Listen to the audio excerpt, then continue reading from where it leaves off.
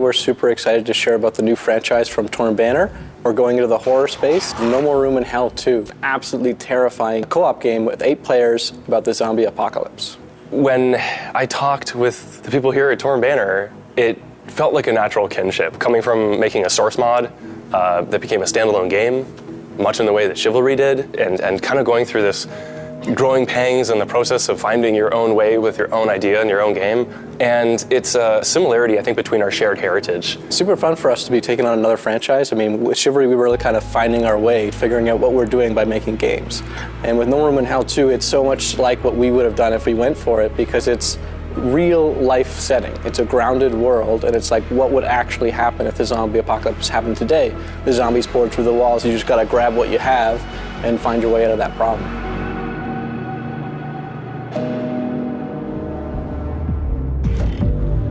The map is large. Imagine playing through a zombie movie with your friends. It was exciting because a lot of us on our team are fans of the genre. So this was really our chance to re-angle and retell some of our favorite stories from films and graphic novels that we've consumed in our lives. One of the things that we set out to achieve was the darkness that you can relate to in real life. Not video game darkness, not video game nighttime, not even Hollywood movie nighttime. The ocean of darkness, we really wanted to wrap the player in this feeling where it's so dark and it's so high contrast that the player can't trust their surroundings. No More Room in Hell 2 is a permadeath horror co-op game. A game where you start in the dark. A game where it's all about finding loot, gearing up, and finding more players as you pursue your goal in the center of the map, complete your mission, and ultimately save humanity. You're starting in the dark. It already gives you that tension. Where's the enemy? Where are my allies? And it allows us to make light a resource. So everything that you do attracts zombies to you and also lets your friends know where you're at. And the players slowly gear themselves up as they move through the map, finding more weapons and supplies until they finally reach the power plant, where things have gone absolutely critical and it is hell on earth.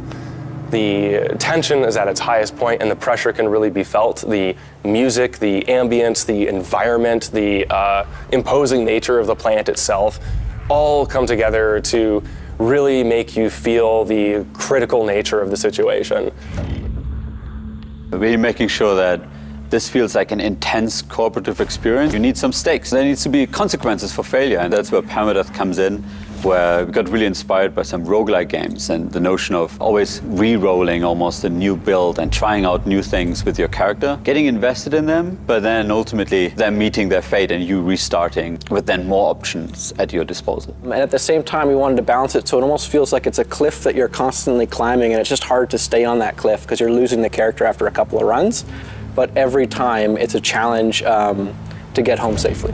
We wanted to capture that collaboration between players, making sure that it's really about you finding help to go through the mission and working together. There are some social dynamics at play where there's no hostility between players, but you might have your own agenda, you might want to complete your own goals. Will your group want to do?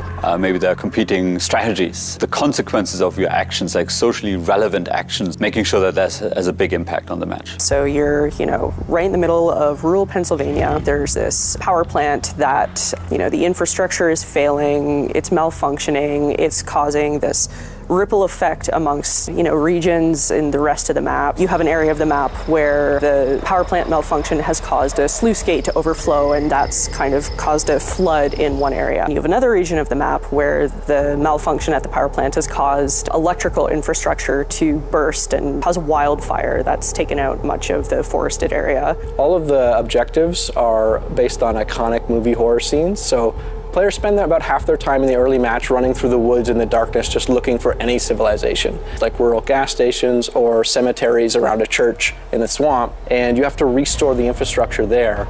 So that it's actually a really dramatic effect where the map starts in almost total darkness, and as players complete objectives, they turn those lights on, which signals to other players where they are, and that's how they group up together.